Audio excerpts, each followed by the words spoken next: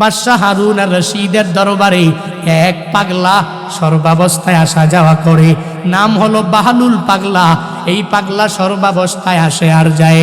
বাদশাহ ডেকে বলে, হে আমার কর্মচারীরা, এই বাহলুল পাগলা আমার রাজদরবারের মধ্যে আসবে যাবে, কোনো অসুবিধা নাই, তোমরা কেউ তারে কোনো বাধা দিবা না। বাহলুল পাগলা একদিন আসে আর যায়। এবার বাহলুল পাগলাকে একদিন রাজা ডাইকা নেয়। বাদশাহ ডাকিয়া নিয়া বলে, হে বাহলুল পাগলা, আমার হাতের মধ্যে এটা কি? বলে, আপনার বড় লাঠি। আগের দিনের রাজা বাদশারা এই লাঠিগুলো নিয়া নিয়া মঞ্চের মধ্যে বসে রইতেন। বাহলুল পাগলার হাতের মধ্যে লাঠিটা দিয়া দিয়া বলে, হে বাহলুল পাগলা, তুমি যাও যাও, এই লাঠিটা নিয়ে তোমারে দিয়া দিলাম, তুমি নিয়ে চলে যাও। বাহলুল পাগলা ডেকে বলে, আমি লাঠি দিয়া কই যাব? কারে মারবো, কিভাবে নিব, কারে দিব? বলে, তুমি কি জানো না? বলে, না না। বলে, এই লাঠি তুমি এমন একজনরে দিবা যে তোমার চাইতেও দুনিয়ার লাইনে বড় বোকা। বাহলুল পাগলা লাঠি নিয়ে দৌড়াইয়া যায়, লাঠি নিয়ে যায়। এবার বিভিন্ন জায়গায় খুঁজতে আরম্ভ করে দেয়। বিভিন্ন জায়গায় খুঁজি, তার চাইতেও বোকার দুনিয়ার মধ্যে কোথাও খুঁজে পাওয়া যায় কিনা। কোথাও পায় না। সব জায়গায় খুঁজে লাঠিটা কাউরে দিতেও পারে না। কয়েকদিন পর হঠাৎ করে খবর এসে গেল, বাদশাহ হারুন আর রশিদ অসুস্থতার মধ্যে পড়ে গেলেন। বাহলুল পাগলা বাদশার অসুস্থতার কথা শুনিয়া নিজেও বড় পাগল পারা হয়ে গেলেন। দৌড়াইয়া রওনা হয়ে গেলেন, বাদশার দরবারে চলে গেলেন। আর যা বলে, হে বাদশাহ, অসুস্থ নাকি হয়ে গেছেন? আমি জেনে গেলাম। বলে, কেমনে হয়ে গেলেন? বলে, তোমাকে আমি কেমনে বলবো? মানুষ অসুস্থ হওয়াটা স্বাভাবিক, বলার দরকার নাই। বলে, অসুস্থ হয়ে গেলেন, যাবেন কই? বলে, আমার বড় একটা সফর, ওই সফরে যাওয়ার জন্য আমার মনে হয় রওনা করা লাগবে, আমি বিশাল সফরে যাব। বলে, সফরে যে যাবেন তাহলে একটু শোনেন আপনাকে আমি বলি। ওই সফরে যাওয়ার আগে সেনাবাহিনী সফরের ওই জায়গার মধ্যে পাঠাইছেন কিনা, যেই জায়গায় গন্তব্যস্থান আপনার গার্ডারগুলো আপনি পাঠাইছেন কিনা। আপনার আশেপাশে দুনিয়াতে তো গার্ডারের কোনো অভাব নাই, আপনার বডিগার্ডের অভাব নাই। এই বডিগার্ডগুলো ওই সফরের মধ্যে পাঠাইছেন কিনা। বলে, না না। এ বাহলুল পাগলা, তুমি জানো না, এটা তো দুনিয়ার লাইনের বড় বড় কোনো সফর না, এই সফর হলো আখিরাতের লাইনের বড় সফর। ওই আখিরাতের প্রথম মঞ্জিল কবর, আমার কবরের মধ্যে চলে যাওয়া লাগবে। মনে হয় বেশি দিন দুনিয়ার মধ্যে আমি থাকতে পারবো না। এবার আবার জানায়া দেয়, হে বাদশা শুনেন, ওই কবরের মধ্যে সফরের মধ্যে যাওয়ার আগে ওখানে খাবার দাবার আপনি পাঠাইছেন কিনা। বলে, হে বাহলুল পাগলা, আগের মতো পাগলামি তুমি আমার সাথে আরম্ভ করে দিলা। ওই কবরের মধ্যে তো কোনো খাওয়া দাওয়া কোনো কিছুই নেওয়া যায় না, ওই কবরের মধ্যে কিছুই নেওয়া যায় না। ওই কবরের মধ্যে শুধু আমল নিয়ে যাওয়া যায়। বাহলুল পাগলা বলে, এ আমার বাদশা, ওই যে কয়েকদিন আগে বড় লাঠি আমার হাতের মধ্যে আপনি দিয়ে দিলেন, আর বললেন যাও যাও, তোমার চেয়ে বোকা যদি তুমি দুনিয়ার মধ্যে কোথাও খুঁজে পাও, এর কাছে যাইয়া তুমি এই লাঠিটা তার হাতের মধ্যে পৌঁছায়া দিবা। আমি সব জায়গায় ঘুরলাম, কিন্তু এই লাঠির যোগ্য কোনো ব্যক্তিরে আমি পাই নাই, কিন্তু আপনাকে আমি পেয়ে গেলাম। আমার মনে হয় লাঠি পাওয়ার আপনি নিজেই যোগ্য, কারণ দুনিয়াতে আমার চাইতেও অনেক বড় বড় বোকা আপনি হয়ে গেলেন। কারণ আমি বাহলুল পাগলা দুনিয়ার জন্য পাগল না, আমি বাহলুল পাগলা আখিরাতের জন্য, জান্নাত পাওয়ার জন্য পাগল। আমি বাহলুল পাগলা জাহান্নাম থেকে বাঁচার জন্য কি পরিমাণ পাগল পারা। ও বাদশা, আপনি এই পরিমাণ পাগল পারা হতে পারেন নাই। আমি তো দুনিয়ার লাইনে বোকা, আখিরাতের লাইনে বড় চালাক। হে বাদশা, আপনি দুনিয়ার লাইনে চালাক হতে পারলেন, আখিরাতের লাইনে চালাক হতে পারেন নাই। তাহলে এই লাঠি আমার হাতে থাকবে না। নেন এই লাঠি আমি আপনার হাতে দিয়া দিলাম। কি বুঝাইতে চাইলাম? দুনিয়ার লাইনে কত বড় বড় চালাক আমি নিজেও হয়ে গেলাম, আপনিও হয়ে গেলেন, কিন্তু দিনই লাইনে চালাক হতে আমিও পারি নাই। দ্বীনি লাইনে চালাক আপনিও তো দুনিয়াতে হতে পারেন নাই। দ্বীনি লাইনে কি পরিমাণ প্রতিযোগিতা করলেন সাহাবায়ে কেরামরা। তাবুকের যুদ্ধ সংগঠিত যখন হয়ে যাবে, রহমাতুল্লিল আলামিন সাহাবায়ে কেরামদেরকে ডেকে ডেকে বললেন, হে সাহাবায়ে কেরাম, মদিনা থেকে রওনা হইয়া তাবুক প্রান্তরে তোমরা সবাই চলে যাওয়া লাগবে, রওনা হয়ে যাও। তবে রওনা হওয়ার আগে অর্থনৈতিক অবস্থা বড় দুর্বল, ওই তাবুক যুদ্ধের মধ্যে সবার এবিলিটি অনুযায়ী দান করা লাগবে। যখন সবাইকে বলতে লাগলো, রহমাতুল্লিল আলামিন বলে, সাহাবায়ে কেরাম শুনে নাও, ওই তাবুকের যুদ্ধে যে যে তোমরা তোমাদের অ্যাবিলিটি অনুসারে ওই যুদ্ধের মধ্যে দান করবা, আমি নবী ঘোষণা দিয়া দিলাম, ওই তাবুকের যুদ্ধে একটা টাকা আদনা থেকে আদনা, ছোট থেকে ছোট দান যে করতে পারবা, এই দানের বদৌলতে আল্লাহ তোমাদেরকে মায়া করে জান্নাত দিয়া দিবে। সাহাবায়ে কেরামের সামনে যখন এই কথা উপস্থাপন করে জানায়া দিলেন, এই কথা বলার পরেই সাহাবায়ে কেরামও অনেক বড় পাগল পারা হয়ে গেলেন। কারণ নবীর জবানের কথা বান্দা মিথ্যা হতে পারে না, বরং অনেক সত্য কথা। ওই নবীর কথা শুনে সাহাবায়ে কেরাম কি পরিমাণ পাগল পারা হয়ে গেলেন। সব সাহাবায়ে কেরাম দৌড়ায় যায়, ওমরও দৌড়ায় যায়, আবু বকর দান আনার জন্য দৌড়ায় যায়, ওমরে ফারুকে আজম নিজের বাড়ির মধ্যে যাইয়া, বাসস্থানে যাইয়া তার লাইফের জীবনের পুরো পরিবারের সব সম্পত্তিগুলো একসাথে জমা করলেন। জমা করে একটা ভাগ ঘরের মধ্যে রেখে দিলেন, আর একটা ভাগ নিয়ে নবীর দরবারে হাজির হয়ে গেলেন। তাবুকের যুদ্ধের মধ্যে দান করা লাগবে। যখন রওনা হয়ে যায়, প্রতিমধ্যে উমর যায় আর মনে মনে মনে মনে চিন্তা ভাবনা করে, আমার ভাই আবু বকরকে দানের লাইনে আমি পিছনে ফালাইতে পারি নাই, নেক আমলের লাইনে আবু বকরকে আমি পিছনে ফালাইতে পারি নাই। আজকে আমি দান করব, এই দান করিয়া করিয়া আবু বকরকে পেছনে ফালাইয়া আমি ওমর আজকে নবীর সামনে প্রথম স্থান আমি অধিকার করে ফেলব। সব সম্পত্তি নিয়ে নিয়া নবীর দরবারে হাজির হয়ে যায়। ওদিকে সব সাহাবায়ে কেরাম নবীর দরবারে তাবুকের যুদ্ধে যার যার এবিলিটি অনুসারে নিয়ে হাজির হয়ে যায়। রহমাতুল্লিল আলামিন মসজিদে নববীর মধ্যে বসিয়া সব সাহাবায়ে কেরামের দান এক এক করে অ্যাকসেপ্ট করতে লাগলো। একজনে দান করে নবী তার জন্য বরকতের দোয়া করে দেয়।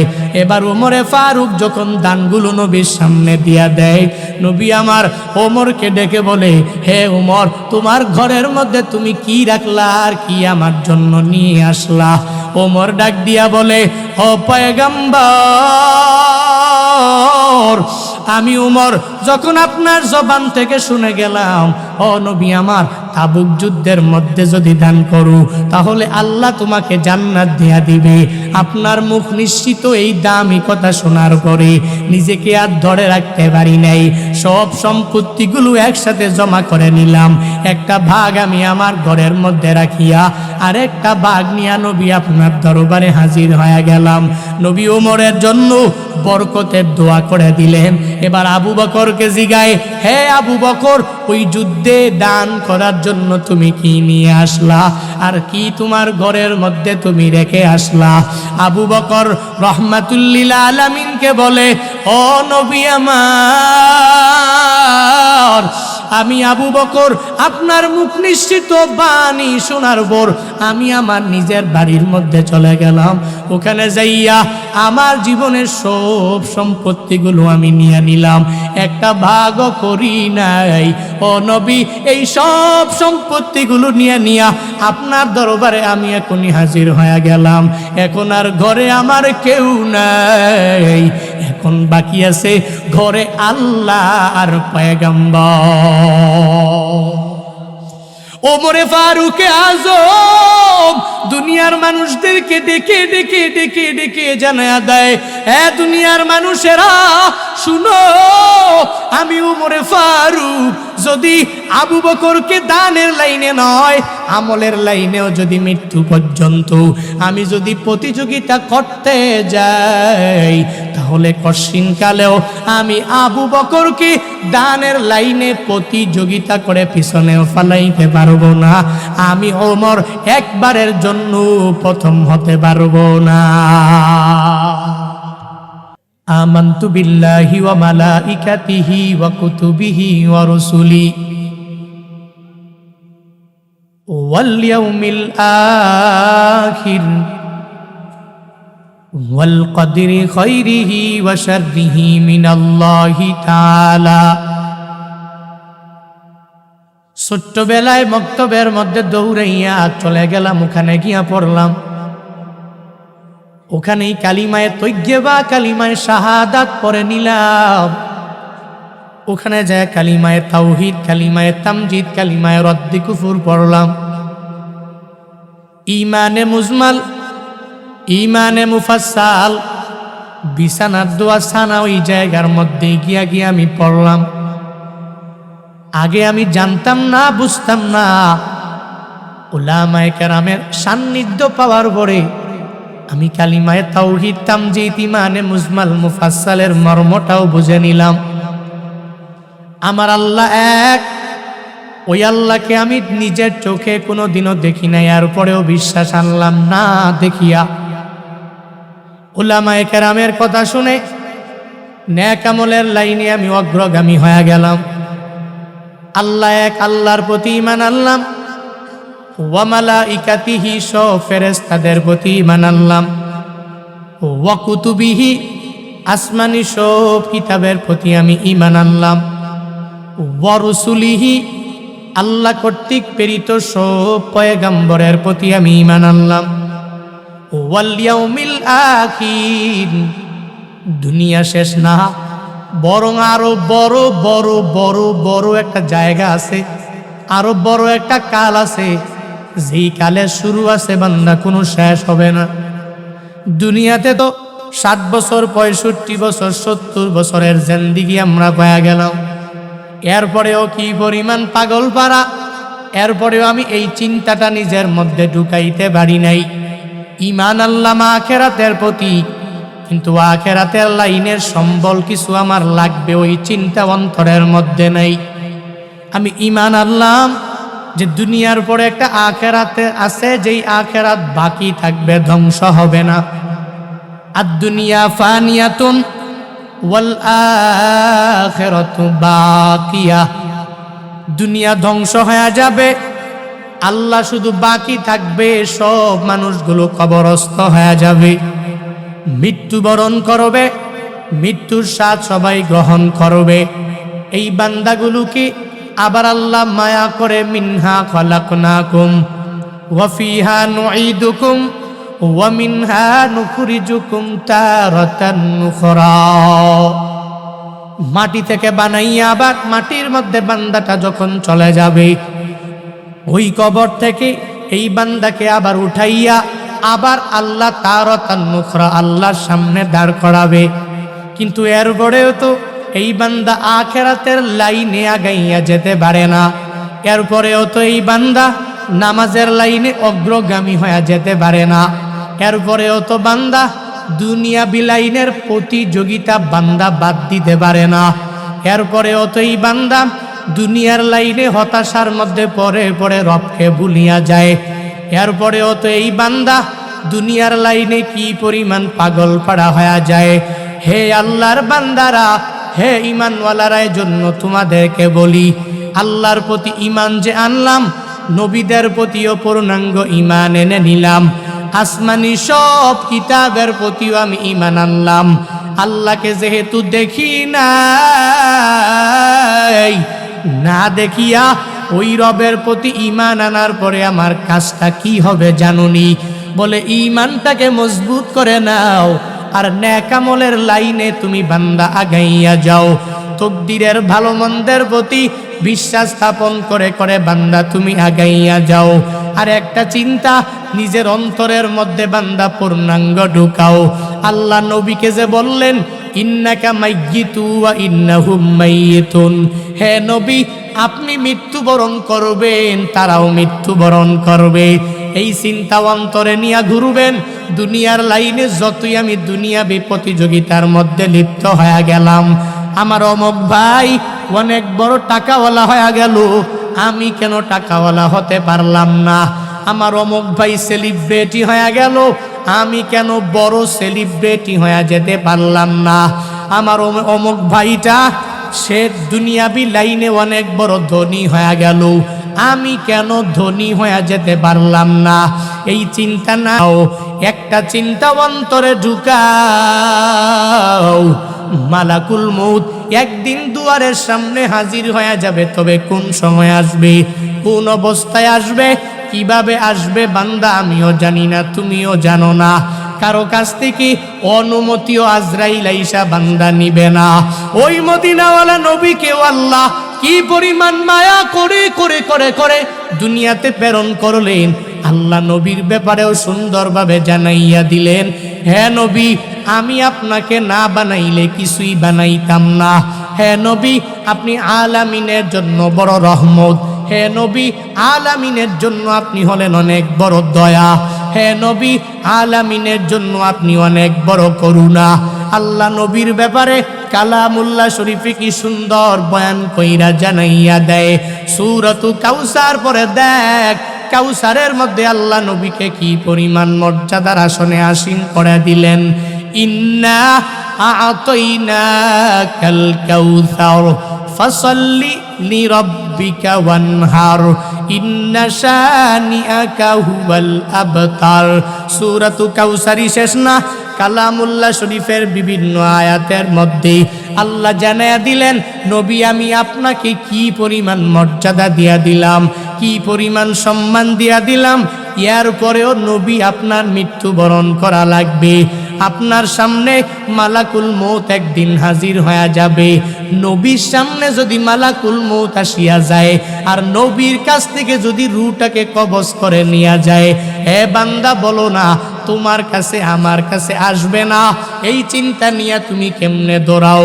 তোমার কাছেও আসবে, আমার কাছেও আসবে, পীর সাহেবের কাছেও আসবে, সবার কাছেই আসবে। তবে কোন সময় আসবে জানা নাই। যেহেতু জানা নাই, আল্লাহ এজন্যই তাকিদ দিয়া জানায়া দেয়, নবী আপনি মৃত্যুবরণ করবেন। এরাও পূর্ণাঙ্গভাবে মৃত্যুবরণ করবে। তবে নবীর বেলায় একটা, আমাদের বেলায় হলো আরেকটা। নবীর কাছে আজরাইল আসলেন, অনুমতি দিলেন, আমার কাছে আসবে, অনুমতি নিবেনি, নিবে নাকি? আইসা বলবে, বান্দা 1 মাস পরে তুই দুনিয়া থেকে বিদায় হয়ে যাবা, আমি তোরে বলে গেলাম 1 মাসের মধ্যে তুই গুছাইয়া নাও। হে বান্দা, তোরে আমি 1 বছর সময় দিয়ে দিলাম, তুই 1 বছরের মধ্যে গুছাইয়া নাও। হে বান্দা, আজরাইল আইসা এরকম বলবে না, বরং নবীর বেলায় বললেন, আল্লাহ নবীর কাছে আজরাইল পাঠায়া দিলেন, হে মালাকুল মউত, নবীর দরবারে তুমি চলে যাও। ওই নবী যদি রূহ কবজ করার অনুমতি দেয় তাহলে কবজ করবা, যদি অনুমতি না দেয় তাহলে রূহটাকে কবজ করার দরকার নেই। আজরাইল নবীর কাছে আসলেন, আয়েশা বললেন, হ্যাঁ নবী আমার, আপনি বলেন, আল্লাহ আপনার কাছে আমাকে পাঠিয়েছে। আপনি যদি বলেন রূহটাকে কবজ করার জন্য আমি করব, যদি অনুমতি না দেন আমি রূহটাকে কবজ করব না। রহমাতুল লিল আলামিন বলেন, হে আজরাইল, আমার রূহটাকে কবজ করার আগে আল্লাহর কাছে একটা কথা বলার বাকি আছে। আইনা আখি জিবরাইল, আমার ভাই জিবরাইল কই, তুমি আমায় বলো। বলে, জিবরাইল ফিস সামাইল উলা, প্রথম আসমানের মধ্যে। বলে, জিবরাইলের কাছে যাও আর আমার কাছে নিয়ে আসো। জিবরাইলের মাধ্যমে আল্লাহর কাছ থেকে আমার একটা কথা জানার বাকি আছে। আজরাইল গেলেন, জিবরাইলকে নিয়ে আসলেন। মদিনাওয়ালা নবীর দরবারে জিবরাইল হাজির হয়ে গেল। নবীও চোখের পানি ফালাইয়া কান্দে, জিবরাইলও চোখের পানি ফালাইয়া কান্দে। নবী আমার বলে, হ্যাঁ জিবরাইল, তুমি কেন কান্না করো বুঝলাম না। জিবরাইল নবীকে জানায়া দেয়, নবী আপনি কেন কান্না করেন আমি বুঝি না। নবী আবার বলে, জিবরাইল তুমি কেন কান্না করো আমি বুঝি না। আল্লাহর কাছে তুমি কত বড় প্রিয়, তুমি তো কান্না করার কোনো দরকার নাই, তুমি কান্না করো কেন? জিবরাইল আবার নবীকে বলে, নবী আপনি কান্না করেন কেন? আল্লাহর কাছে আপনি যেই পরিমাণ প্রিয়, আল্লাহর মুলাকাতে আপনি চলে যাবেন, কান্না করার কোনো মানে হয় না। বারংবার যখন নবীকে বলতে লাগলেন, নবী বলতে চায় না। নবী বলে, জিবরাইল তুমি আমায় আগে বলো, তুমি কেন কান্না করো জানাইয়া দাও। জিবরাইল বলে, পয়গম্বর আল্লাহ যে আমাকে নিযুক্ত করেছে, সব পয়গম্বরের কাছে আল্লাহর পক্ষ থেকে আমি ওহী নিয়ে আসলাম। সব পয়গম্বরের কাছে আমি জিবরাইলের দায়িত্ব হলো ওহীগুলো নিয়ে আসা। হে নবী, আমি আপনার কাছে যতবার আসলাম, কোনো নবীর কাছে আমি এতবার আসি নাই। সব নবীর কাছে কারো কাছে 10 বার, কারো কাছে 15 বার, কারো কাছে 20 বার, কারো কাছে 25 বার, কারো কাছে 30 বার আমি চলে আসলাম।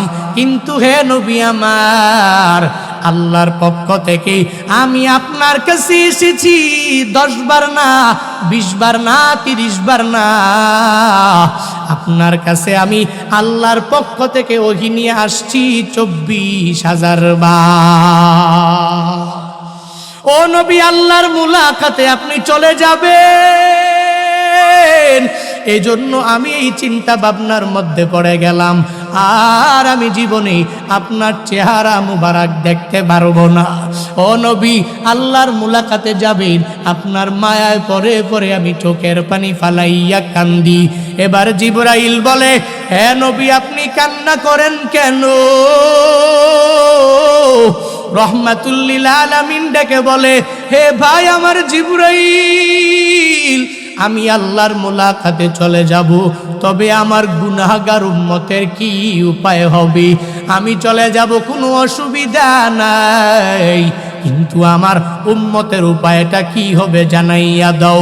তুমি আল্লাহর দরবারে যাও, ওই রবের দরবারে গিয়া তুমি জানাইয়া দাও, যতক্ষণ পর্যন্ত আল্লাহ আমার উম্মতের জিম্মাদারি না নিবে, ততক্ষণ পর্যন্ত আমি নবী অনুমতি দিব না। রূহ কবজ করার জন্য জিবরাইল আল্লাহর কাছে চলে গেলেন। আল্লাহর কাছে যা বলে, ও দয়ার মালিক, আপনার নবী রূহ কবজ করতে দেয় না। কেন কেন কেন? বলে, নবী তো নবীকে তো উঠাইয়া নিয়ে যাবেন, তবে উম্মতের কি উপায় হবে নবী জানতে চায়। আল্লাহ বলেন, যাও যাও, ওই নবীর দরবারে তুমি চলে যাও, নবীকে গিয়ে গিয়ে তুমি জানাইয়া দাও, নবী চলে আসবে, কোনো অসুবিধা নাই, নবীর রূহ কবজ হয়ে যাবে, কোনো অসুবিধা নাই, তবে নবীর উম্মতের জিম্মাদারি আমি আল্লাহ নিজেই নিয়ে নিলাম। জিবরাইল আসলেন, আজরাইল নবীর সামনে হাজির। এবার রহমাতুল লিল আলামিন বলে, হে ভাই আমার আজরাইল, তুমি আমার রূহটাকে কবজ করে নাও, কোনো অসুবিধা নাই। আমার উম্মতের চিন্তা যেহেতু আল্লাহ নিয়ে নিল, আমার উম্মতের জিম্মাদারি যেহেতু আল্লাহ নিয়ে নিল, কোনো অসুবিধা নাই।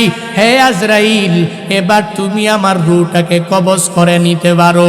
আজরাইল রহমাতুল লিল আলামিনের দেহ মুবারকের, বুক মুবারকের উপরে যখন 2টা হাত রাখলেন, নবী আমার বলে, হে ভাই আমার আজরাইল, তুমি আমার রূহটাকে কবজ করার জন্য আমার বুকের মধ্যে যে হাতটা রাখলা, আমার মনে হয় আমার পুরো বুকটার মধ্যে আসমান জমিন তুমি উঠাইয়া দিলা। তবে তুমি আমায় জানায়া দাও, আমার উম্মতেরা আমি নবীর জন্য কি পরিমাণ পাগল পাড়া হয়ে যাবে। আমি নবী থাকবো মদিনা, বাংলাদেশ কত দূর, এই দেশের মধ্যে থাকিয়াও এই উম্মতেরা নবীর জন্য কি পরিমাণ পাগল পারা হয়ে যাবে। বলে, নবীর রওজা ছাড়া ভাল লাগে না, নবীর দেশে যে বারবার যাইতে বান্দার মন চায়। হে আমার ভাই আজরাইল, জিবরাইল তুমি আমায় জানায়া দাও, আমার উম্মতের বেলাও কি একই রকম হয়ে যাবে? আমার আমারই উম্মতেরা তো আমার জন্য বড় পাগল করা হয়ে যাবে, ওই উম্মতের রূহটাকে কবজ করতে কি এই পরিমাণ কষ্ট হয়ে যাবে। আজরাইল বলে নবী না না, আপনার উম্মতের বেলা কষ্ট হবে না। কোন উম্মতের জন্য? বলে যেই উম্মতেরা দুনিয়াতে নামাজ বাদ দেয় না, যেই উম্মতেরা দুনিয়াতে রোজা বাদ দেয় না, যেই উম্মতেরা দুনিয়াতে নেক আমলের লাইনে অগ্রগামী হয়ে যায়, যেই উম্মতেরা আল্লাহর কথা মানিয়া মানিয়া দুনিয়াতে চলে, যেই উম্মতেরা আল্লাহর নিষেধগুলো থেকে নিজেকে বিরত রাখিয়া চলে, ওই উম্মতের কষ্ট হবে না, হবে না, হবে না, হবে না। বরং আমি তার রূহটাকে যখন কবজ করব তখন তার কোনো কষ্ট হবে না। কেমন হবে জানেননি নবী আমার? কেমন হয়ে যাবে? বলে ছোট্ট একটা বাচ্চা যখন মায়ের কুলের মধ্যে দুধ পান করে, ওই ছোট্ট বাচ্চাটার যেরকম কোনো চিন্তা নাই, কোনো টেনশন নাই, বলে যেই বান্দা দুনিয়াতে মুমিনে কামেল হয়ে যাবে, তার রূহটা যখন কবজ করা হবে, ছোট্ট বাচ্চা দুধ পান করা অবস্থায় যেরকম কোনো চিন্তা নাই, কোনো কষ্ট হয় না, ঠিক তদ্রূপভাবে ওই মুমিনে কামেলের রূহ কবজ করার সময় ওই পরিমাণ কষ্ট হবে না।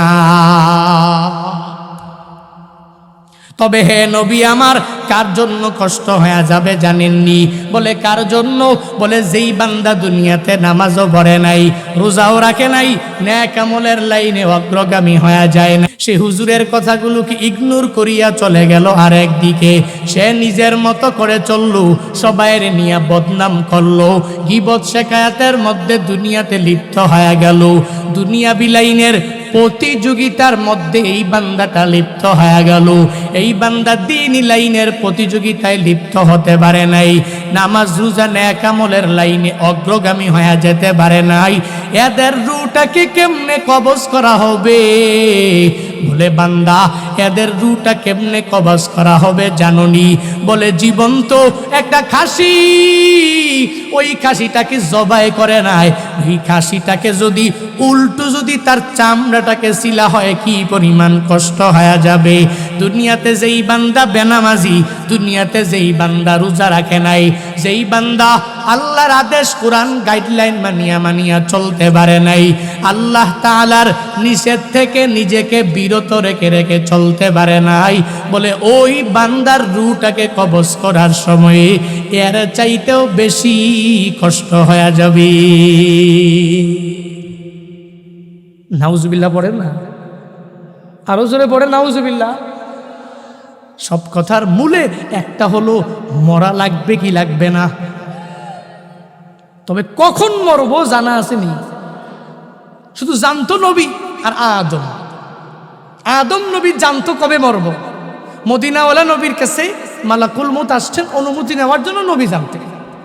আর পৃথিবীর কেউ জানবে আমি বড় হুজুর, আমি টাকাওয়ালা, আমি বাড়ির মালিক, আমি গাড়ির মালিক, আজরাইলকে কিছু টাকা পয়সা দিয়া এরপরে আমার কাছে ঘুষ টুস খাওয়া বলবো যে তুই 1 মাস পরে আসিস, আমি একটু নেক আমল টেকামল করে নেই, এরপরে তুই এবার নিয়ে যাইস, রূহ কবজ করিস, হবে নি?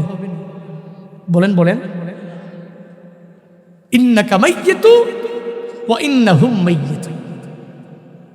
ম্যান ইজ মর্টাল, মানুষ মরণশীল, মৃত্যুবরণ করবে, ন্যাচারাল করবেই, প্রত্যেকটা ব্যক্তি জানে। কিন্তু শিক্ষা কোন জায়গায়, কিন্তু কোন সময়ে মরব জানা নেই, আছে নাই?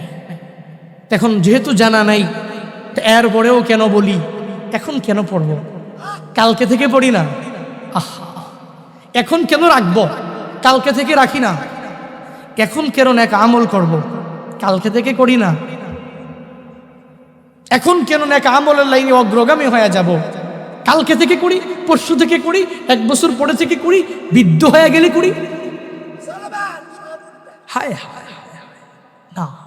ওয়াসারিউ ইলা মাগফিরাতিম মির রাব্বিকুম ওয়া জান্নাতিন আরদুহাস সামাওয়াতু ওয়াল আরদ উইদ্দাত লিল মুত্তাকিন। কোথাকা? জোরে বলেন কোথাকা? আল্লাহ বলেন তুই রবের ক্ষমার দিকে দৌড়ে যাও ও অনতি বিলম্বে যাও। সারিউ ইলা মাগফিরাতিম মির রাব্বিকুম ওয়া জান্নাহ, ওই জান্নাতের দিকে তুই দৌড়িয়ে যাও। বলে যেই জান্নাতের আরদুহাস সামাওয়াতু ওয়াল আরদ, যেই জান্নাতের আয়তন হলো আসমান আর জমিন ব্যাপী, শুধু নয় আসমান আর জমিনের চাইতেও বেশি। ওই জান্নাত পাওয়ার জন্য তুই দ্রুত গতিতে অগ্রসর হয়ে যাও। ওই জান্নাত পাওয়ার জন্য তুই মৃত্যুবরণ করবি, এই চিন্তা নিয়ে দ্রুত গতিতে আগায় যাও। মদিনার নবী এজন্যই তো বলেন আল কাইয়িসু মান দানা নাফসাহু ওয়া আমিলা লিমা বাদাল মাউত। দুনিয়াতে ওই ব্যক্তি বড় চালাক। কোন ব্যক্তি? আমরা তাও চালাক মনে করি কাকে? যে একটু ধনী হইতে পারছে খুব দ্রুত সময়ে, সে একটু দ্রুত সময়ে সেলিব্রিটি হইতে পেরেছে, আমরা ওনাদেরকে অনেক বড় ক্লেভার মনে করি, অনেক বড় চালাক মনে করি। কিন্তু না, মদিনাওয়ালা নবীর কথা, চালাক কারা? বলে চালাক তো তারা যারা নিজেরে নিজে চিনে, নিজেরে নিজে চিনে। আমি কি আমি, কোন দিকে দৌড়ে আমি, কোথায় যাচ্ছি আমি। হ্যাঁ, দুনিয়াতে বড় চালাক সে, কবরের জন্য সামান তৈরি করে দুনিয়াতে যে ওই সে ব্যক্তি বড় চালাক, বড় চালাক। কিন্তু আমরা চালাক মনে করি কাকে? চালাককে। এজন্য নেক আমলের লাইনে প্রতিযোগিতা করেন, দ্বীনি লাইনে প্রতিযোগিতা করেন, দুনিয়াবি লাইনে নয়। আমার আরেক ভাই ফজর পড়তে পারলে আমি কেন পারবো না, এই চিন্তা ঢুকান।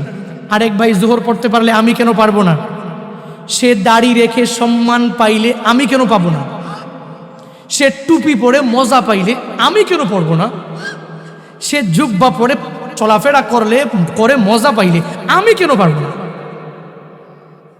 এই চিন্তা ঢুকাতে হবে না, এই চিন্তা ঢুকাতে। ওই চিন্তা না, সে দামি টাকাওয়ালা বাড়ি করতে পারলে আমি কেন পারবো না, আমগো চিন্তা এটা। সে গাড়ি কিনতে পারলে আমি কেন পারবো না, সে এত জমি জামা ক্রয় করতে পারলে আমি কেন পারবো না। এই চিন্তা নিয়ে তোমরা ঘুরি। আহা, আল কাইয়িসু মান দানা নাফসাহু ওয়া আমিলা লিমা বাদাল মাউত। রাহমাতুল লিল আলামিন বলেন, দুনিয়াতে ওই আমার উম্মতেরা বড় চালাক যে দুনিয়াবি লাইনে প্রতিযোগিতা না করে দ্বীনি লাইনে প্রতিযোগিতা করে, নিজেকে নিজে চিনে যায়। অন্যের দোষ নিয়ে দুনিয়াতে যেই বান্দা ঘুরে না, নিজের দোষ নিয়ে ঘুরে। কয় বেলার নামাজ আমি পড়তে পারলাম, কয়টা রোজা আমি রাখতে পারলাম, কয়দিন তাহাজ্জুদের নামাজ আমি পড়তে পারলাম, কয়দিন ইশরাক আমি পড়তে পারলাম, কয়দিন আমি আওয়াবিন পড়তে পারলাম। এই চিন্তা নিয়ে যেই বান্দা আগাইয়া যায়, ওই বান্দাই দুনিয়াতে হলো বড় চালাক। আর ওই বান্দাই দুনিয়াতে বড় চালাক বলে কবরের জীবনের জন্য, বারজাখের জীবনের জন্য, দুনিয়ার বাইরে এই বান্দা যে মৃত্যুবরণ করে আখিরাতের লাইনে আল্লাহর বিচারের কাঠগড়ায় দাঁড়াবে, এই বান্দা আখিরাতের লাইনে জান্নাত পাওয়ার জন্য যেই বান্দাটা দুনিয়াতে আমল করে, ওই বান্দাই হলো দুনিয়ার মধ্যে বড় চালাক। হে বান্দা, বাদশাহ হারুন আর রশিদের দরবারে এক পাগলা সর্বাবস্থায় আসা যাওয়া করে, নাম হলো বাহলুল পাগলা। এই পাগলা সর্বাবস্থায় আসে আর যায়। বাদশা ডেকে বলে, হে আমার কর্মচারীরা, এই বাহলুল পাগলা আমার রাজদরবারের মধ্যে আসবে যাবে, কোনো অসুবিধা নাই, তোমরা কেউ তারে কোনো বাধা দিবা না। তার জন্য 24 ঘন্টা আমার দরওয়াজা ওপেন হয়ে থাকবে, খোলা থাকবে, যে কোনো সময় সে আমার দরবারে চলে আসতে পারবে। বাহলুল পাগলা একদিন আসে আর যায়। এবার বাহলুল পাগলাকে একদিন রাজা ডাইকা নেয়। বাদশা ডাকিয়া নিয়া বলে, হে বাদশা, হে পাগলা, বাহলুল পাগলা, আমার হাতের মধ্যে এটা কি? বলে আপনার বড় লাঠি। আগের দিনের রাজা বাদশারা এই লাঠিগুলো নিয়া মঞ্চের মধ্যে বসে রইতেন, রাজপ্রাসাদের মধ্যে বড় কুরসির মধ্যে চেয়ারের মধ্যে বসে রইতেন, হাতের মধ্যে বড় লাঠি। বাহলুল পাগলার হাতের মধ্যে লাঠিটা দিয়া বলে, হে বাহলুল পাগলা, তুমি যাও, এই লাঠিটা নিয়ে তোমারে দিয়া দিলাম, তুমি নিয়ে চলে যাও। বলে, লাঠি আমি কি করব? বাহলুল পাগলা ডেকে বলে, আমি লাঠি দিয়া কই যাব, কারে মারবো, কিভাবে নিব, কারে দিব? বলে তুমি কি জানো না? বলে না না। বলে এই লাঠি তুমি এমন একজনরে দিবা যে তোমার চাইতেও দুনিয়ার লাইনে বড় বোকা, তোমার চাইতেও যে কম বুঝে, ওই লোকটারে পাইলে তুমি লাঠি দিয়া দিবা। বাহলুল পাগলা লাঠি নিয়া দৌড়াইয়া যায়, লাঠি নিয়া যায়। এবার বিভিন্ন জায়গায় খুঁজতে আরম্ভ করে দেয়, বিভিন্ন জায়গায় খুঁজি, তার চাইতেও বোকার দুনিয়ার মধ্যে কোথাও খুঁজে পাওয়া যায় কিনা? কোথাও পায় না, পায় না। সব জায়গায় খুঁজে লাঠিটা কাউরে দিতেও পারে না। কয়েকদিন পর হঠাৎ করে খবর এসে গেল, বাদশাহ হারুন আর রশিদ অসুস্থতার মধ্যে পড়ে গেলেন। বাহলুল পাগলা বাদশার অসুস্থতার কথা শুনিয়া নিজেও বড় পাগল পারা হয়ে গেলেন, দৌড়াইয়া রওনা হয়ে গেলেন, বাদশার দরবারে চলে গেলেন। আর যা বলে, হে বাদশাহ, অসুস্থ নাকি হয়ে গেছেন? আমি জেনে গেলাম। বলে কেমনে হয়ে গেলেন? বলে তোমাকে আমি কেমনে বলবো, মানুষ অসুস্থ হওয়াটা স্বাভাবিক, বলার দরকার নাই। বলে অসুস্থ হয়ে গেলেন, যাবেন কই? বলে আমার বড় একটা সফর, ওই সফরে যাওয়ার জন্য আমার মনে হয় রওনা করা লাগবে, আমি বিশাল সফরে যাব। বলে সফরে যে যাবেন তাহলে একটু শোনেন, শোনেন আপনাকে আমি বলি। ওই সফরে যাওয়ার আগে সেনাবাহিনী সফরের ওই জায়গার মধ্যে পাঠাইছেন কিনা, যেই জায়গায় গন্তব্যস্থান আপনার গার্ডারগুলো আপনি পাঠাইছেন কিনা? আপনার আশেপাশে দুনিয়াতে তো গার্ডারের কোনো অভাব নাই, আপনার বডিগার্ডের অভাব নাই। এই বডিগার্ডগুলো ওই সফরের মধ্যে পাঠাইছেন কিনা? বলে না না। এ বাহলুল পাগলা, তুমি জানো না, এটা তো দুনিয়ার লাইনের বড় বড় কোনো সফর না, এই সফর হলো আখিরাতের লাইনের বড় সফর। ওই আখিরাতের প্রথম মঞ্জিল কবর, আমার কবরের মধ্যে চলে যাওয়া লাগবে। মনে হয় বেশি দিন দুনিয়ার মধ্যে আমি থাকতে পারবো না। এবার আবার জানায়া দেয়, হে বাদশাহ শুনেন, ওই কবরের মধ্যে সফরের মধ্যে যাওয়ার আগে ওখানে খাবার দাবার আপনি পাঠাইছেন কিনা? বলে হে বাহলুল পাগলা, আগের মতো পাগলামি তুমি আমার সাথে আরম্ভ করে দিলা। ওই কবরের মধ্যে তো কোনো খাওয়া দাওয়া কোনো কিছুই নেওয়া যায় না, ওই কবরের মধ্যে কিছুই নেওয়া যায় না। ওই কবরের মধ্যে শুধু আমল নিয়ে নিয়ে নিয়ে নিয়ে যাওয়া যায়। বাহলুল পাগলা বলে, এ আমার বাদশাহ, ওই যে কয়েকদিন আগে বড় লাঠি আমার হাতের মধ্যে আপনি দিয়ে দিলেন, আর বললেন যাও যাও, তোমার চেয়ে বোকা যদি তুমি দুনিয়ার মধ্যে কোথাও খুঁজে পাও, এর কাছে যাইয়া তুমি এই লাঠিটা তার হাতের মধ্যে পৌঁছায়া দিবা। আমি সব জায়গায় ঘুরলাম, কিন্তু এই লাঠির যোগ্য কোনো ব্যক্তিরে আমি পাই নাই, কিন্তু আপনাকে আমি পেয়ে গেলাম। আমার মনে হয় এই লাঠি পাওয়ার আপনি নিজেই যোগ্য, কারণ দুনিয়াতে আমার চাইতেও অনেক বড় বড় বোকা আপনি হয়ে গেলেন। কারণ আমি বাহলুল পাগলা দুনিয়ার জন্য পাগল না, আমি বাহলুল পাগলা আখিরাতের জন্য, জান্নাত পাওয়ার জন্য পাগল। আমি বাহলুল পাগলা জাহান্নাম থেকে বাঁচার জন্য কি পরিমাণ পাগল পারা। ও বাদশা, আপনি এই পরিমাণ পাগল পারা হতে পারেন নাই। আমি তো দুনিয়ার লাইনে বোকা, আখিরাতের লাইনে বড় চালাক। হে বাদশাহ, আপনি দুনিয়ার লাইনে চালাক হতে পারলেন, আখিরাতের লাইনে চালাক হতে পারেন নাই। তাহলে এই লাঠি আমার হাতে থাকবে না, নেন নেন, এই লাঠি আমি আপনার হাতে দিয়া দিলাম। কি বুঝাইতে চাইলাম? দুনিয়ার লাইনে কত বড় বড় চালাক আমি নিজেও হয়ে গেলাম, আপনিও হয়ে গেলেন, কিন্তু দ্বীনি লাইনে চালাক হতে আমিও পারি নাই। দ্বীনি লাইনে চালাক আপনিও তো দুনিয়াতে হতে পারেন নাই। দ্বীনি লাইনে কি পরিমাণ প্রতিযোগিতা করলেন সাহাবায়ে কেরামরা। তাবুকের যুদ্ধ সংগঠিত যখন হয়ে যাবে, রহমাতুল্লিল আলামিন সাহাবায়ে কেরামদেরকে ডেকে ডেকে বললেন, হে সাহাবায়ে কেরাম, মদিনা থেকে রওনা হইয়া তাবুক প্রান্তরে তোমরা সবাই চলে যাওয়া লাগবে, রওনা হয়ে যাও। তবে রওনা হওয়ার আগে অর্থনৈতিক অবস্থা বড় দুর্বল, ওই তাবুক যুদ্ধের মধ্যে সবার এবিলিটি অনুযায়ী দান করা লাগবে। যখন সবাইকে বলতে লাগলো, রহমাতুল্লিল আলামিন বলে, সাহাবায়ে কেরাম শুনে নাও, ওই তাবুকের যুদ্ধে যে যে তোমরা তোমাদের অ্যাবিলিটি অনুসারে ওই যুদ্ধের মধ্যে দান করবা। আমি নবী ঘোষণা দিয়া দিলাম ওই তাবুকের যুদ্ধে একটা টাকা আদনা থেকে আদনা, ছোট থেকে ছোট দান যে করতে পারবা, এই দানের বদৌলতে আল্লাহ তোমাদেরকে মায়া করে জান্নাত দিয়া দিবে। সাহাবায়ে কেরামের সামনে যখন এই কথা উপস্থাপন করে জানায়া দিলেন, এই কথা বলার পরেই সাহাবায়ে কেরামও অনেক বড় পাগল পারা হয়ে গেলেন। কারণ নবীর জবানের কথা বান্দা মিথ্যা হতে পারে না, বরং অনেক সত্য কথা। ওই নবীর কথা শুনে সাহাবায়ে কেরাম কি পরিমাণ পাগল পারা হয়ে গেলেন। সব সাহাবায়ে কেরাম দৌড়ায় যায়, ওমরও দৌড়ায় যায়, আবু বকর দান আনার জন্য দৌড়ায় যায়।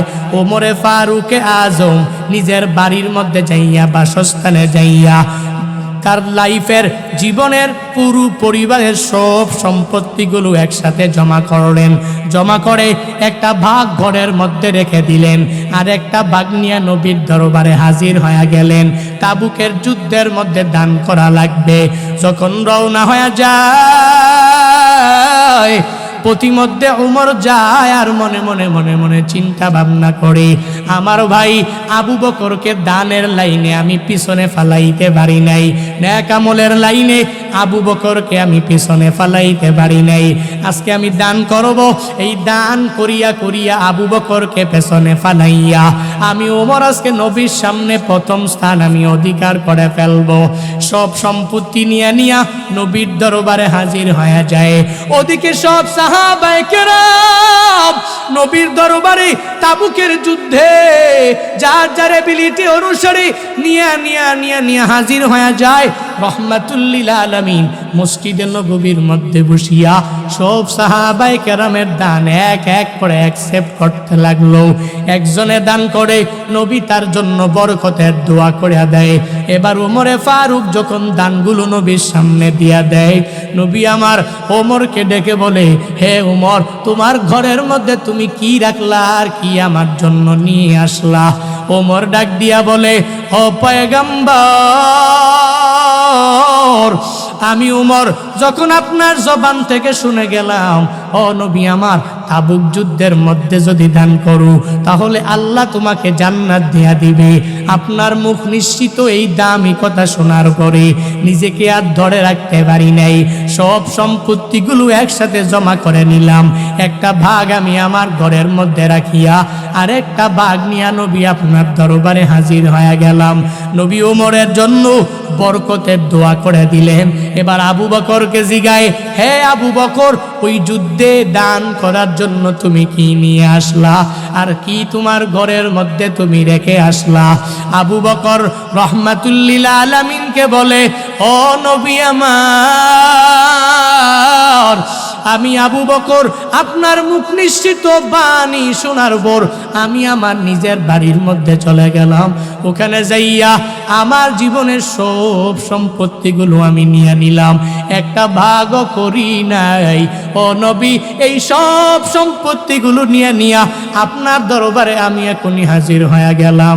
এখন আর ঘরে আমার কেউ নাই, এখন বাকি আছে ঘরে আল্লাহ আর পয়গম্বর। ওমরে ফারুকে আজম দুনিয়ার মানুষদেরকে ডেকে ডেকে ডেকে ডেকে জানায়া দেয়, এ দুনিয়ার মানুষেরা শুনো, আমি ওমরে ফারুক যদি আবু বকরকে দানের লাইনে নয়, আমলের লাইনেও যদি মৃত্যু পর্যন্ত আমি যদি প্রতিযোগিতা করতে যাই, তাহলে কশিনকালেও আমি আবু বকরকে দানের লাইনে প্রতিযোগিতা করে পিছনেও ফালাইতে পারবো না। আমি ওমর একবারের জন্য প্রথম হতে পারবো না।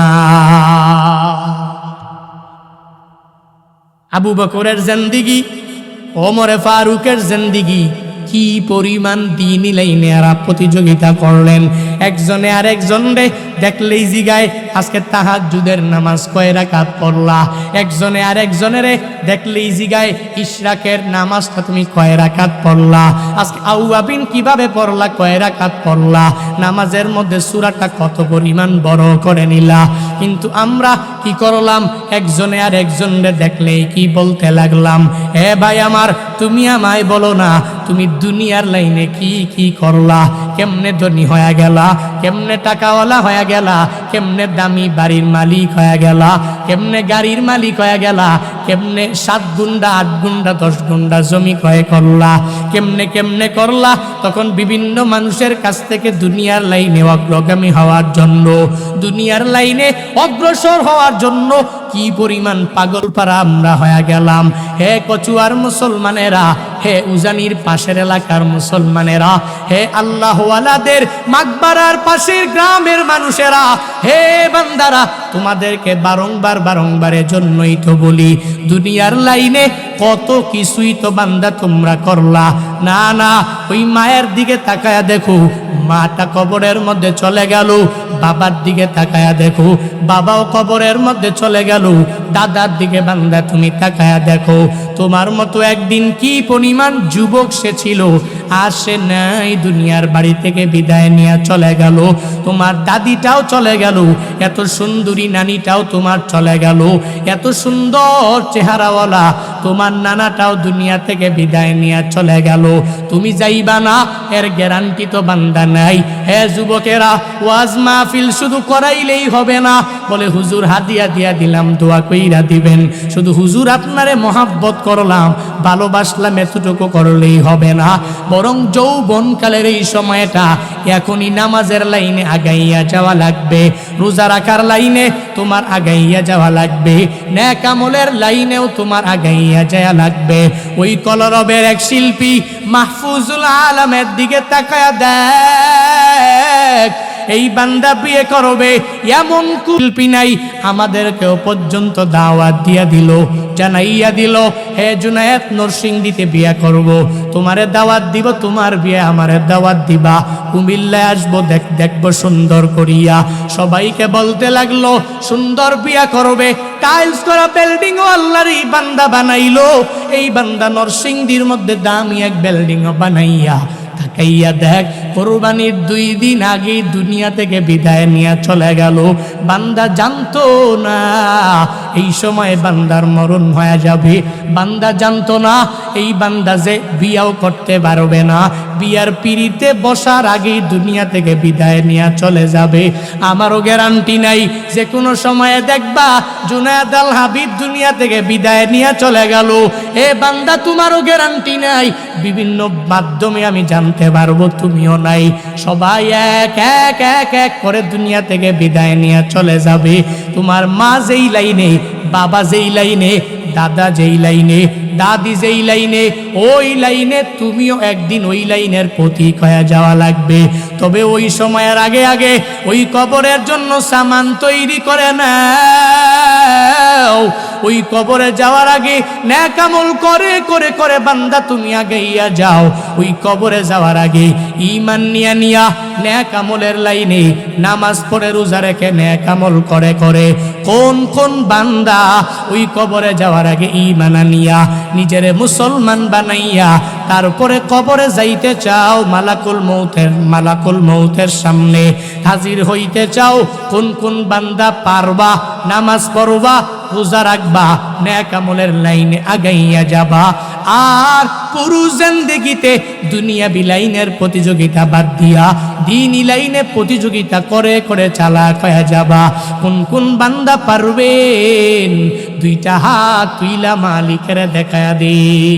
ও দয়ার মালিক, তাকায়া দেখেন উজানির পাশের এলাকার এই মানুষগুলো 2টা হাত উত্তোলন করে করে আপনার দরবারে কি যেন বলতে চায়।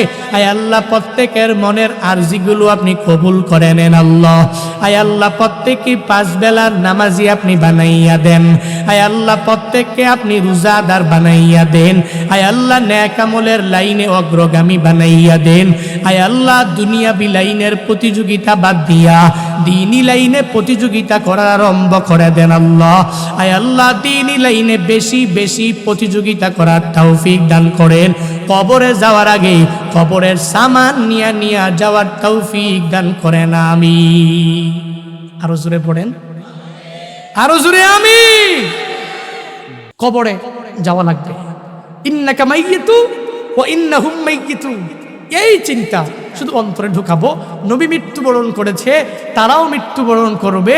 আমার মা বাবাও চলে গিয়েছে, দাদাও গিয়েছে, দাদিও গিয়েছে, নানা গিয়েছে, নানি গিয়েছে, আমিও তাদের লাইনের পথিক। আমারও মৃত্যুবরণ করা লাগবে। একদিন আমার নাম মাইয়িত হবে, ঠিক না?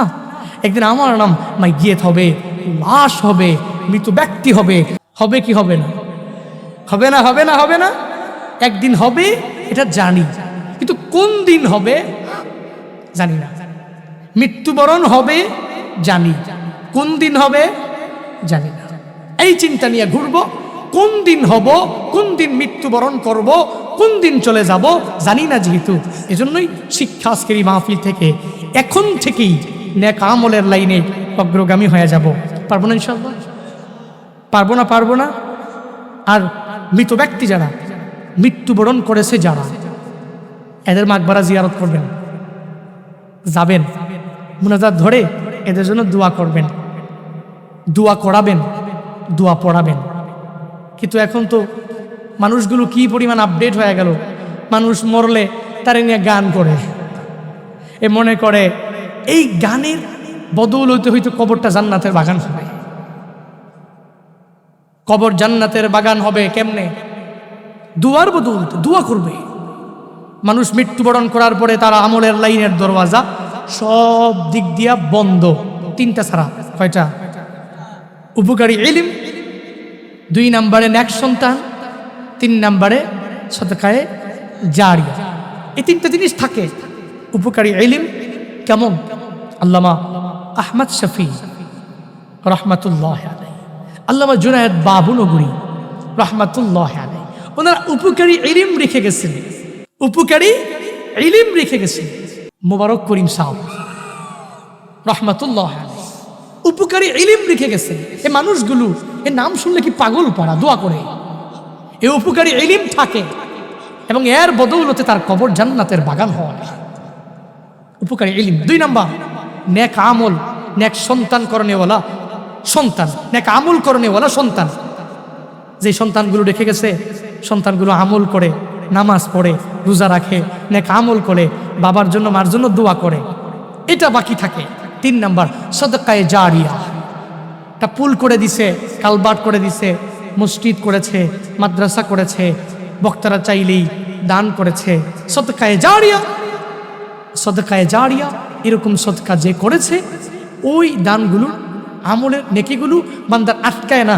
এটা ধারাবাহিকভাবে জারিয়াতান চলতেই থাকে, চলতে